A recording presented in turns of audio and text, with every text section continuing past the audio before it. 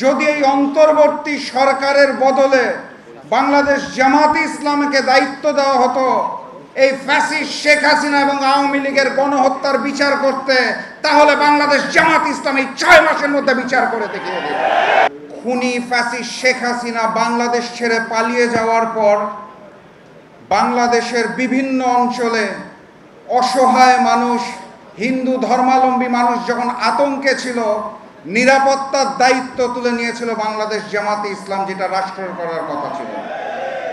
তার পরবর্তীতে শুধু ঢাকা শহরে লোক দেখানো ডেকে আনা নয়, সারা বাংলাদেশের প্রত্যেকটা জেলায় খুঁজে খুঁজে শহীদ পরিবারদের বের করে তাদের পাশে দাঁড়ানো এবং আর্থিক সহায়তার দায়িত্ব তুলে নিয়েছিল বাংলাদেশ জামাতে ইসলামী, যেটিও একটি রাষ্ট্রীয় কাজ। ছাত্র সংগঠন ইসলামী ছাত্র শিবির শাহবাগের মতো জায়গায় একটি কক্ষের ভিতরে ইন্টারন্যাশনাল লেভেলে জুলাই আগস্টের শহীদদের স্মরণে একটা প্রদর্শনীর আয়োজন করলো। আমার দেখার সৌভাগ্য হয়েছিল। দায়িত্ব তুলে নিয়েছিল জামাত ইসলাম, ইসলামী ছাত্র শিবির। এই প্রত্যেকটা কাজের দায়িত্ব হওয়া উচিত ছিল রাষ্ট্রের, সরকারের। আমার আজ বলতে দ্বিধা নাই, যদি এই অন্তর্বর্তী সরকারের বদলে বাংলাদেশ জামাতে ইসলামকে দায়িত্ব দেওয়া হতো এই ফ্যাসিস্ট শেখ হাসিনা এবং আওয়ামী লীগের গণহত্যার বিচার করতে, তাহলে বাংলাদেশ জামাত ইসলাম এই 6 মাসের মধ্যে বিচার করে দেখিয়ে দেবে। অন্তর্বর্তী সরকার অত্যন্ত দুর্বল গতিতে আগাচ্ছে।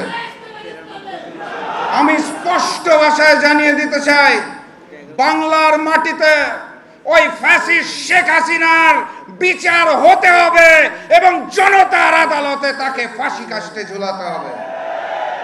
বাংলার মাটিতে ওই ভারতের আধিপত্যবাদ এবং আগ্রাসন আর মেনে নেওয়া হবে না ইনশাআল্লাহ।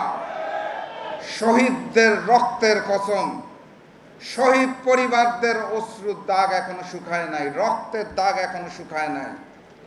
বৈষম্যহীন আন্দোলনে যেই সামনের বাংলাদেশ আসছে, সেই বাংলাদেশে আওয়ামী লীগের অপরাজনীতি চলবে না এবং আওয়ামী লীগকে আমরা নির্বাচনে আর দেখতে চাই না। সংগ্রামী সাথী এবং বন্ধুগণ, বক্তব্য দীর্ঘায়িত করব না। আজকে ফ্যাসিস্ট শেখ হাসিনার বাংলাদেশ ছেড়ে পলায়নের 6 মাস পূর্তি। পলায়ন উপলক্ষে উনি নাকি আজকে বক্তব্য দিবেন। আপনাদের বলে যেতে চাই, চোখ কান নাক সব খোলা রাখবেন।